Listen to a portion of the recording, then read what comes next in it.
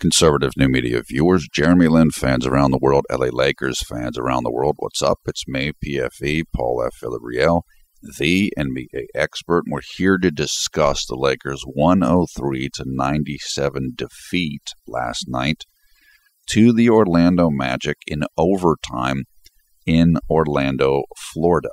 Let's go over the stats quickly here. Orlando was led by Tobias Harris, their small forward, 34 points, 7 rebounds. Nikola Vucevic, their center, 25 points, 13 rebounds. Victor Oladipo, the shooting guard, 12 points, 11 rebounds. And those three did most of the damage, with the majority of it, of course, coming from Harris and Vucevic in terms of scoring. Lakers got 20 points from Ryan Kelly in a starting role, which is great to see. 20 points, 5 rebounds, 3 assists. And then they had 3 more players that had 14 points apiece. The first of those was starting point guard Jordan Clarkson, 14 points, 6 assists, 4 steals for Jordan, which is quite nice. Carlos Boozer, 14 points and 3 rebounds off the bench. Wesley Johnson, 9 points and 9 rebounds. Jeremy Lin, 14 points.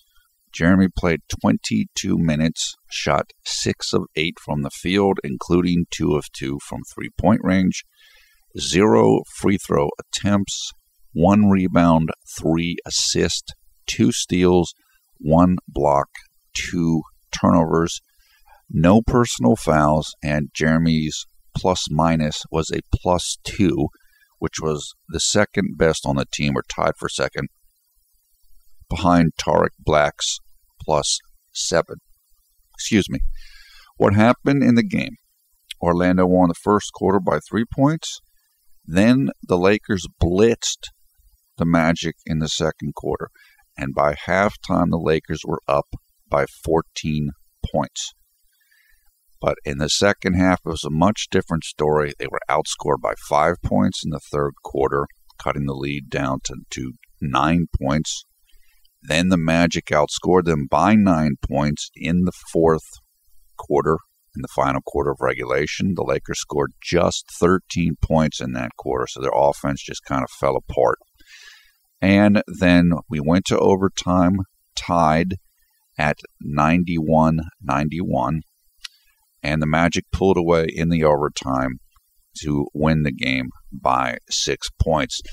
This is a disappointing loss. The Lakers certainly had control of this game for a significant portion of it. They just couldn't execute well enough down the stretch. And it's not a real surprise given the lineup that they're putting out there. The lineup that's kind of closing the game. You've got younger guys. You got guys that haven't played a lot together. Whatever you want to call it. The evaluation lineup, the team tank lineup, the let's get them some experience lineup. That's what happened. That's what this game came down to. And now, as I just said on Twitter a few minutes ago, the Lakers are just, they're kind of in a tanking free fall, if you will. They've won only 2 of their last 16 games. So they're 2-14 over the last 16 games. And with the new starting lineup, with Jordan Clarkson in as the starter, and some of the other pieces changed as well, I believe, the Lakers are just 1-6 in that time. So they're just not winning anything right now. Now, that's great for keeping the draft pick and tanking and kind of working to be in the bottom tier of the league. But it's not always great basketball to watch. It's not winning basketball, at least at this time. And one other note from this game was it was the first game for interim Orlando coach James Borrego. I hope I'm saying his name correctly there, or something close to it. The team fired head coach Jacques Vaughn, and they named Borrego as the interim. And so this was his first game as an NBA head coach, and obviously it was his first victory. Jeremy played well in this game. He played quite well. I put out on Twitter a few moments ago that Jeremy had the second best offensive rating on the team for the game, and behind only Ryan Kelly, who really was hot in this game and was hitting a lot of three-pointers in particular. And he was Jeremy, for the second best, for the best defensive rating in the game for the team. So Jeremy did what he was asked to do. He only played 22 minutes as compared with Jordan's 31 minutes. There's not a lot more he could have done. I mean, the only thing I could possibly take exception to in this game was his assist-to-turnover ratio was 3-2. So it would have been nice if it was like 3-1, if he had one fewer turnover. Other than that, he played great. He played solid defense. Obviously, he was hitting his shots.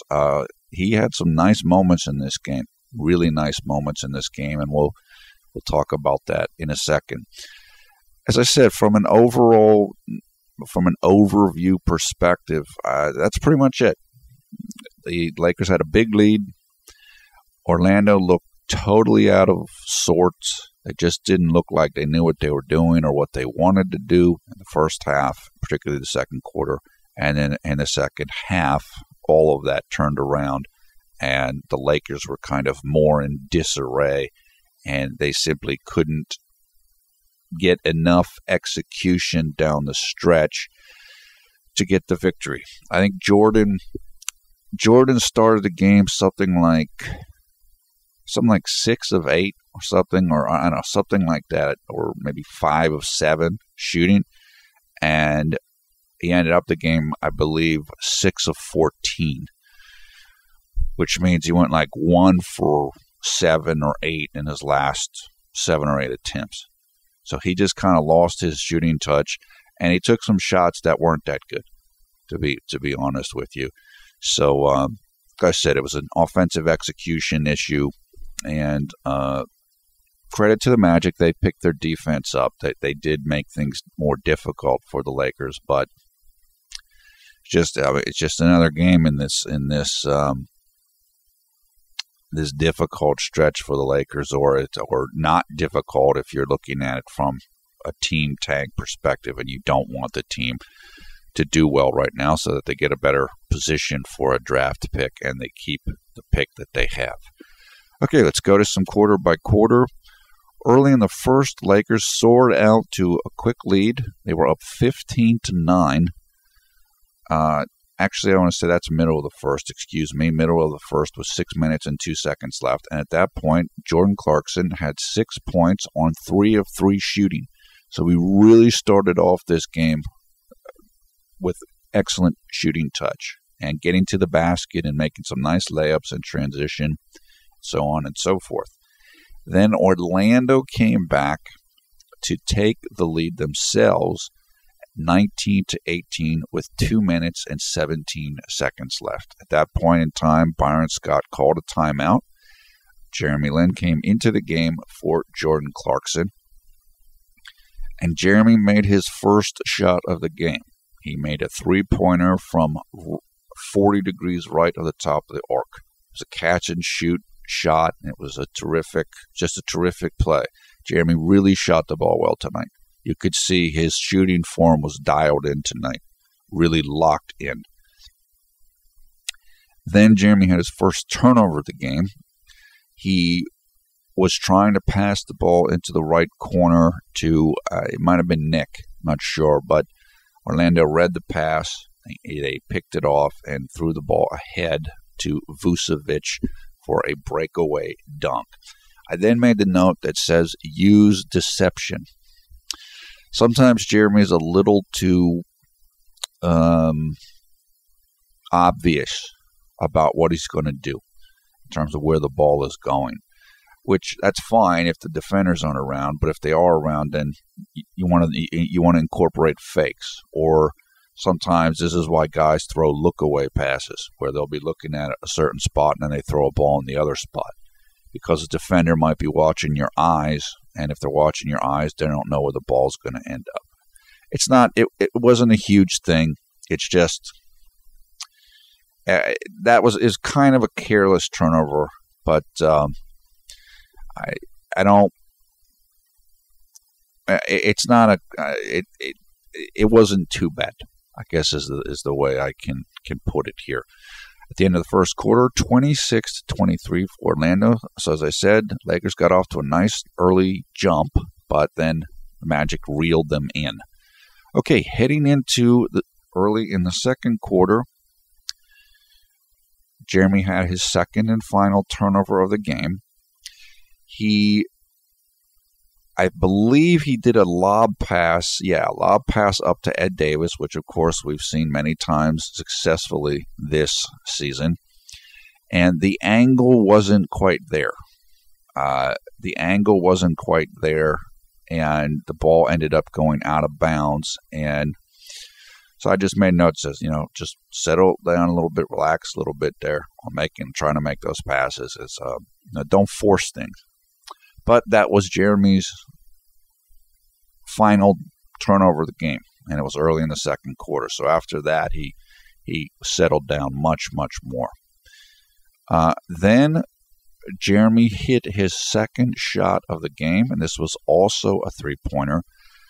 The ball was the ball came loose on the right side of the paint near the basket, and Jeremy was set up in the right-hand side of the corner, the right corner essentially. The ball just kind of trickled out towards him. He took one or two steps back while dribbling, and then he just took basically a wide open three-pointer and he hit it. That made the score 28-26 for the Lakers, so they regained the lead, and that was when they began to make their push and kind of pull away from the Magic here in the second quarter. Then Jeremy missed his first shot of the game. It was a kind of a fade-away jump shot from around the left free throw line area. Then Jeremy hit a nice, quick layup on the right side of the basket. The Lakers had missed. They got the offensive rebound. The ball came around to Jeremy on a pass, I believe, and then he just went very hard and aggressive to the basket, and he scored the layup. Now, if you were following this game on Twitter with us last night, this was the basket which was credited originally to Ed Davis. And so at halftime, early in halftime, Jeremy was 2 points shy of how many points he should have had.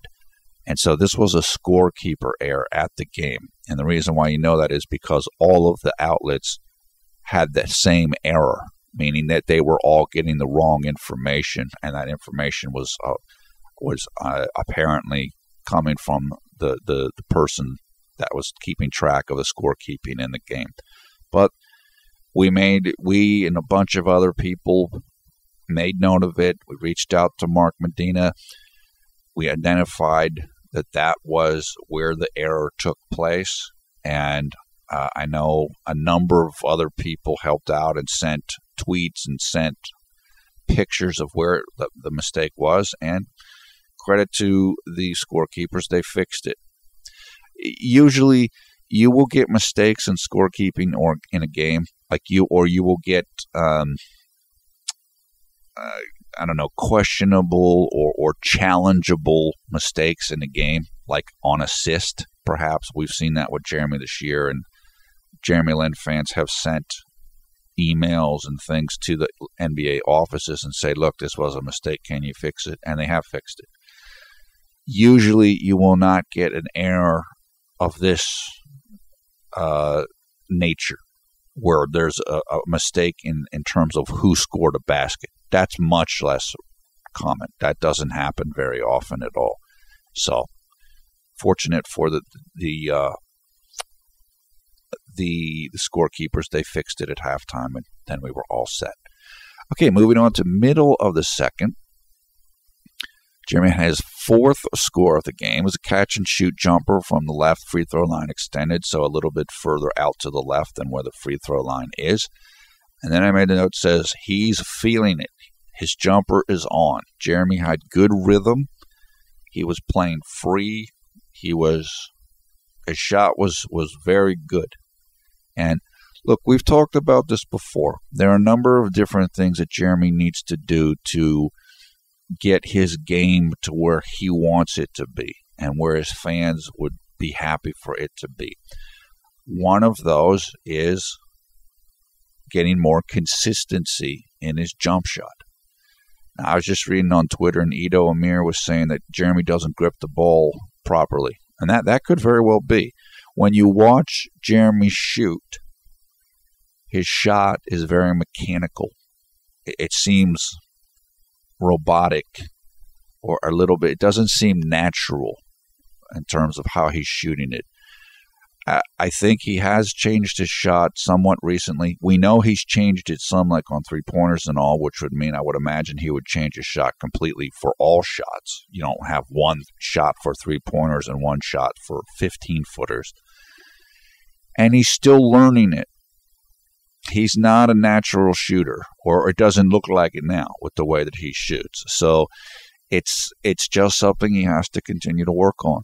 And so while you're working on it, you will have games where it's on, and you'll have games where it's not on. Tonight it was on, but we've seen other games where it isn't on. And it's unfortunate. It's frustrating to watch, but it's just something that he has to continue to put the time and effort in and analyze to get it to where he wants it to be. Other things that he has to do, other facets of his game that are similar, are decision-making, just so he can avoid the turnovers a little bit more, and consistent defense. He's capable of playing defense, just being consistent with it, or at least knowing when to turn it on. You can't go maximum energy on defense and offense game in, game out. Nobody can do that. It's like we've seen with Patrick Beverley. He'll be amazing on defense in some games, but you can't play at that level every single game. Nobody has the energy to be able to do that. So for Jeremy, keep working on the shot. Try to be steady and calm and sharp with your decision making, and try to keep your confidence or comfort level high. As again, it takes time for Jeremy to settle into an environment and a system, and that's true for all players. And it's difficult to do that when you're constantly changing teams and systems and coaches. So hopefully in the time to come, Jeremy will be able to find a stable and steady environment for himself. I don't think that's going to happen with the Los Angeles Lakers at this period of time, but we'll see. And if it doesn't happen with the Lakers, then hopefully the next place that he goes, he can do that. Just to kind of figure out, be able to grow his game rather than changing into the next offensive system and trying to please the next coach. Okay, then Jeremy had a blown assist to Ed Davis. He passed the ball to Ed. Ed missed the layup. Then he had a blown score, which was Jeremy was going up to do a layup, but somebody on the Lakers, it might have been Carlos Boozer, set an illegal pick or an illegal screen for Jeremy so that to help him get the basket. What that call is you cannot move while you're setting the screen. So you'll see this sometimes where a big man will set a pick and they'll kind of slide their feet because the defender's getting around the screen too easily. And so you're not allowed to do that. You have to, once you set your pick, you must stay motionless. And so one of the Lakers did not do that. And so that took away the layup that Jeremy scored. Then Jeremy had a really nice defensive play where he forced Elfrid, I believe his first name is, Elfrid Payton, into a missed shot. Then he had another blown assist to Ed Davis for another layup that was missed. And he had a nice pass to Ed Davis for a dunk in transition. That play led to an Orlando timeout. At that point in time, the score was 40-30 for the Lakers with 5 minutes and 42 seconds left. Coming out of the timeout, then Jeremy hit another jump shot. I believe this was his final made basket of the game, or I think it was. No, I take that back. It was his next to last basket made. He hit a jump shot from about the middle of the post area, extended out to the right. So it was kind of almost like the middle of the way between the free throw line and the basket, kind of drawn out to the right a little bit. And he hit a shot from there, which was nice. Very high arcing shot, I think, over a defender. And his jump shot was locked in. He just was dialed in on exactly the distance and the position he needed to shoot the ball, and he was doing it well. Soon after that, and this is still middle of the second, he almost had a turnover. Orlando was, at this point in time, focusing heavily on him on defense because he was the leading scorer for the Lakers, and he was hurting them badly. So they started putting like two men on him and kind of really just locking in on him.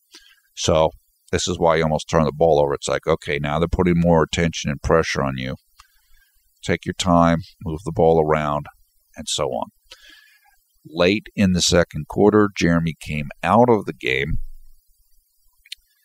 with 3 minutes and 20 seconds left in the second quarter. At that point, the Lakers were up 42-34, and he was replaced at that point by Jordan Clarkson. Going into the half, the Lakers led 52-38, so they were up 14 points. Jordan had 11 points, and Jeremy had 12 points, although at that time, early in the halftime, Jeremy was only being credited as having 10 points because of that scorekeeper's error. So those two were leading the charge for the Lakers. Jordan and Jeremy, the point guards, were doing the majority of the scoring for the team, and it was working pretty well and had the team up by 14 points. Moving on into the third quarter. Now, as I said, this is when Orlando started to come back. They started to make their move. They were down more. They're down by 14 points, and they started kind of methodically cutting that down as we went through the third quarter. They cut it down to, actually, it was still 14 points midway through the quarter, or somewhat midway through. Then it was cut down to only 7 points, so cut in half, also midway through the quarter. Jeremy came back into the game with 3 minutes and 40 seconds left, and at that point, the Lakers' lead was 8 points. They were up 71-63. He came in to replace Jordan, and he had a steal almost very quickly after he came into the game. He picked off a pass, which was really nice. And then going for a layup, he almost had a turnover as Luke Ridenour, the backup point guard for the Magic, stripped Jeremy of the ball while Jeremy was going up for his layup shot.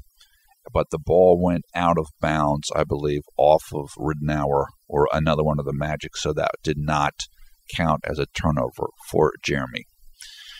Then there was a television timeout, meaning that neither team called a timeout. There are certain periods of the game where a timeout is taken, kind of to have a commercial break. And that came at 2 minutes and 50 seconds left in the third quarter, and the Lakers were up by 6 points. After the timeout, Jeremy had another assist. I did not see who the pass was to, so I can't tell you who the pass was to, but he did get an assist on the play. And then he had another nice defensive sequence where he forced Luke Ridenour into a missed jump shot. And finally in the corner, Jeremy had a jump shot that he missed over Luke Ridenour. This came at the very end of the quarter. Basically, the Lakers were holding onto the ball and looking for the last shot of the quarter. Jeremy decided to take it himself, and he missed it, but it's sometimes you don't get the best shots possible when you're doing that type of a strategy, so he did what he could. End of three quarters. I do not have the score here. Lakers were still up but the lead had been cut down, as I said previously. Jordan Clarkson, 13 points. Jeremy Lin, 12 points. Ryan Kelly had a big third quarter. I believe he had 15 points in the quarter. And so at that point, he might have had about 17 points overall for the game. So it was nice. Look, a lot of people kind of look down at Ryan, or he's not that good, or he's not that athletic. I like Ryan Kelly as a player. He's very tall, particularly for a small forward. I don't know if he'll end up playing more small forward or more power forward. He's a tall guy. He's a very good shooter. Has long reach, so he gets like blocks and steals on defense you wouldn't expect him to get.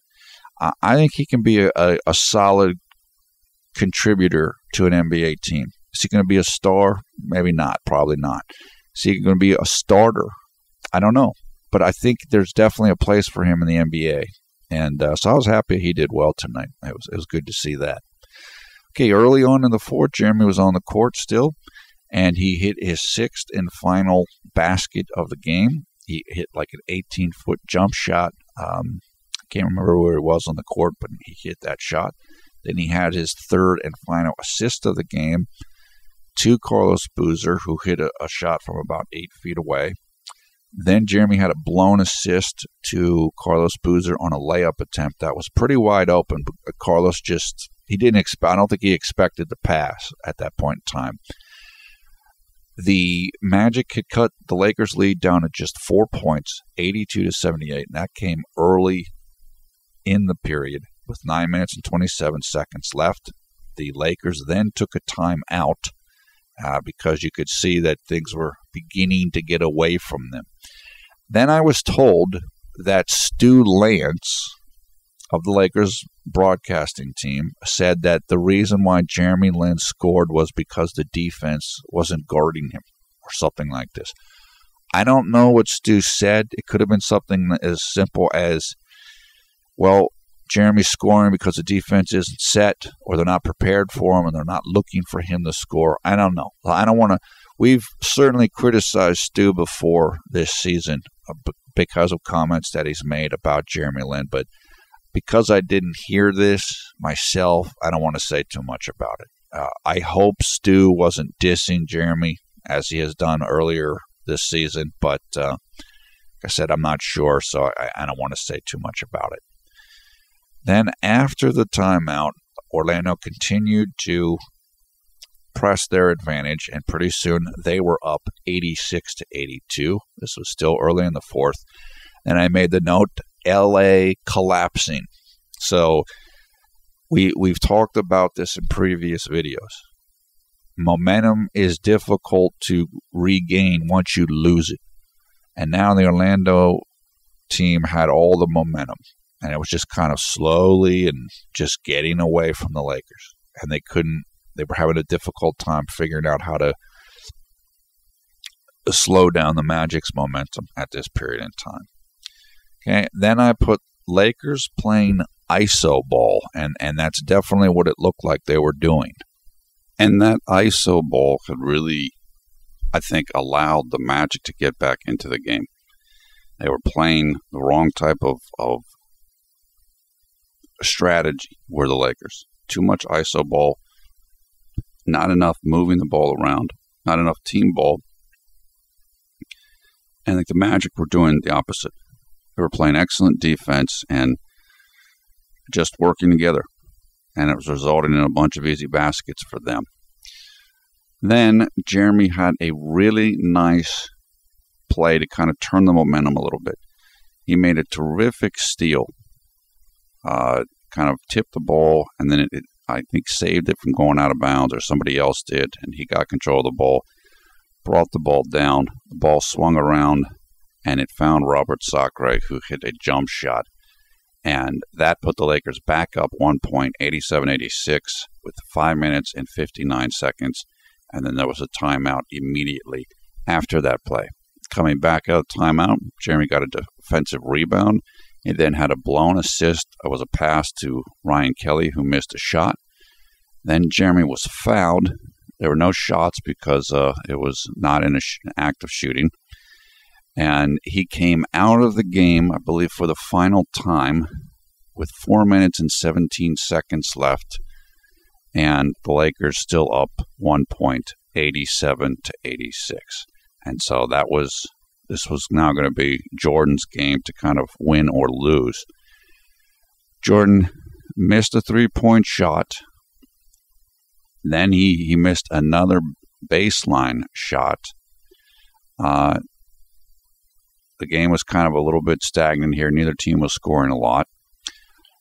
Then I guess Stu Lance was kind of making excuses for why Jordan Clarkson had 3 turnovers, saying something like he was handling the ball a lot, which is true. That's true.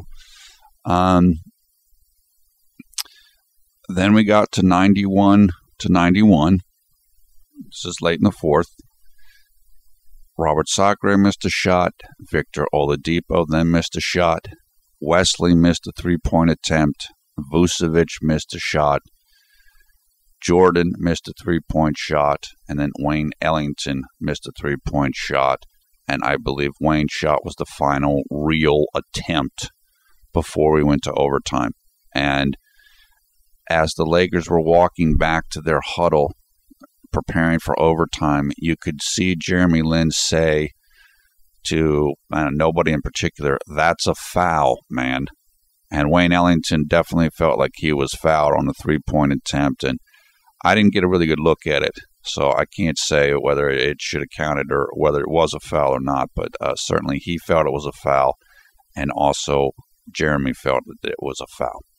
And we headed to overtime, and as Byron usually does, I believe he stayed with the same unit that was out there at the conclusion of the regulation.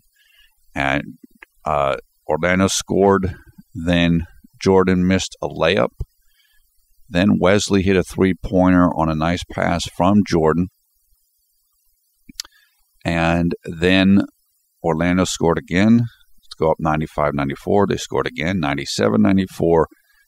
They scored again, 99-94, and at that point, the Lakers took a timeout with 1 minute and 24 seconds left. Let's see here.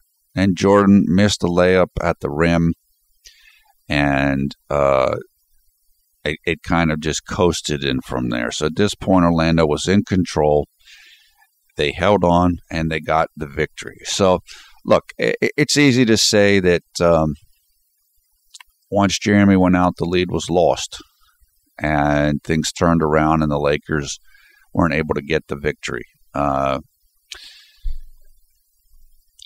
is what happened. I mean, that's factually what occurred in this game. Would it have been different if Jeremy stayed in? I think it might have been, but as we've noted before, the Lakers don't seem to be playing to win.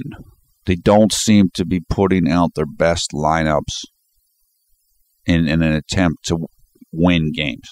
Now, I'm sure that the guys that are on the court are trying to win, and I'm sure that I think that Byron, when he has the guys on the court, he wants them to win. He's trying to strategize to win. It doesn't seem like the guys that are on the court are necessarily the best guys to give yourself a chance to win. There was talk, and I forgot to neglect this. I neglected to mention this before. Usually I'll talk about the leading up discussion to the game before I go over quarter by quarter, but I'll just do it afterwards now. I guess we heard a little bit more that, Jeremy Lin's been made available to be traded by the Lakers, but that the market for him is weak. That wouldn't surprise me. The teams that would probably want to add him would be contenders. Jeremy is a solid, at worst, he's a solid backup guard. And there are teams out there that need a backup point guard. But those teams probably don't have the money and the salary cap space to be able to sign Jeremy and his contract right now. So, and then the rebuilding teams, they don't need him unless they want his salary so they can take it off the books and have more money to spend this upcoming summer. But so I don't know how accurate that report is. I believe it comes from Sean Devaney of Sporting News, who as I mentioned in the past, he has had some Lakers contacts previously, or at least contacts with players on the Lakers, like player agents and stuff for people that were playing on the Lakers. So I think there might be some truth to that. It wouldn't surprise me if it was an accurate report, although I don't know. Look, it's we'll see. I mean, they're now about 2 weeks before the trading deadline, which is on February 19th. Today is the 7th, I believe. So if Jeremy's going to be traded, we'll find out a lot more. It has to happen in the next 2 weeks, or it's not happening. So we'll see how it shakes out. Now, I didn't really get a chance to watch any of the post-game stuff, so I can't comment on that. So we'll just have to wrap it up from here. Look, it's another loss in a game that was winnable. It's unfortunate. If you're a fan and you want the team to win, then it's been really difficult lately. The game was, it was mostly entertaining, I thought. It's just the Lakers, they're finding ways to lose right now. And in the last 13 games, I believe it is, they've won one game. That was an overtime game against Chicago. And 3 of their last 4 games have gone to overtime. They're just not winning them. They're just not winning many games right now. So we've got 32 more games left of this. I mentioned the other day it might be difficult to be able to kind of maintain with this and keep interest and watch it because it's not always good basketball. But if you're a fan of the team, more than a fan of Lin, then I guess in some ways this is okay for you. This is kind of building to the future and being able to get a good pick in the draft. But it's difficult to go through right now, particularly for a team as good as the Lakers. This is a team that's, I think, only missed the playoffs 6 times in 67 or 66 years in the franchise history. So this is not something that happens very often. And as we mentioned earlier in the video, this is a historic rate of losing for the Lakers. So this is, it's difficult. It's tough. This is what it is. And I don't know if Byron's going to be making many changes anytime soon in terms of lineups and starters versus bench. I don't know if the Lakers will make any trades or will be acquiring anybody else. So this is how it might look for the next 30 games, or the next 32 games, which is, we just have to get through it. It's like punching the clock, going to work, and just punching in, punching out. Just got to kind of go through it. So that's where we're at right now. Okay, thumbs up, thumbs down, your comments below. We want to thank Gary Chen for the artwork you're looking at right now. You'll find information for Gary's Facebook in video description below the video player. Go check him out there. Also, let me just say also that Gary is a member of the Jeremy Only Lynn Garden fan group, and you'll find information for them in the video description as well. Also, highlights for this game, information for that in the video description, and how you can come and join the Conservative New Media Facebook group, and how you can come and check us out and follow us on Twitter. We love interacting with people on Twitter. We interacted during this game, and we always like meeting new people like Sam and just having fun. We have a good time on Twitter, and it's nice to talk with all the smart and enjoyable Jeremy Lin global fan community. So we certainly encourage you to come and join in on that. Once again, I am PFE Paul F. Villarreal, the NBA expert. Thanks a lot for watching Conservative New Media. We strive to be the #1 Jeremy Lin YouTube fan channel. Just keep hanging in. Look, again, the goal for Jeremy in my mind is play your game, go out there, do your best, which is exactly what he did in this game. I do think it's extremely likely that Jeremy will not be with a team with the Lakers next year. So if that is the case for Jeremy, work on your skills, work on your mental approach to the game. Just work to improve your game. Work to improve your game and work to master this style of offense as much as you can. This is what you have to deal with for the next 32 games or so, this system and Coach Scott. So just do the best you can. And I think Jeremy's taken a pretty positive approach to things. I think he's having fun with his teammates like Nick Young, like Wayne Ellington, and so on, like Carlos Boozer. I think those guys get along great. So just make the best out of it. Make the best out of it. And I'm sure his agents are looking at other opportunities. And we just have to see how things come to pass this upcoming summer. But overall, I'm happy for Jeremy. The only thing I want him to do is just work on being consistent, work on trying to maintain your confidence and aggressiveness game to game, game in and game out. But the more he's playing, the easier it gets. We said earlier in the season when Kobe talked about Jeremy and said, he's just got to go through it. Now, the more repetitions you get doing a certain thing, the easier it becomes, or the less stressful it becomes. So he's getting there. Just this was a good outing. And so let's move on to the next game and see if we can get there. That game will take place tomorrow, Sunday, February 8th, here in the United States.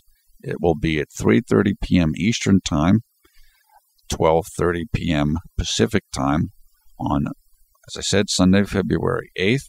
And that means the game will take place extremely early on Monday, February 9th at 4:30 a.m. in China, the Philippines, and Taiwan. And it will be against the Cleveland Cavaliers and LeBron James in Cleveland, Ohio.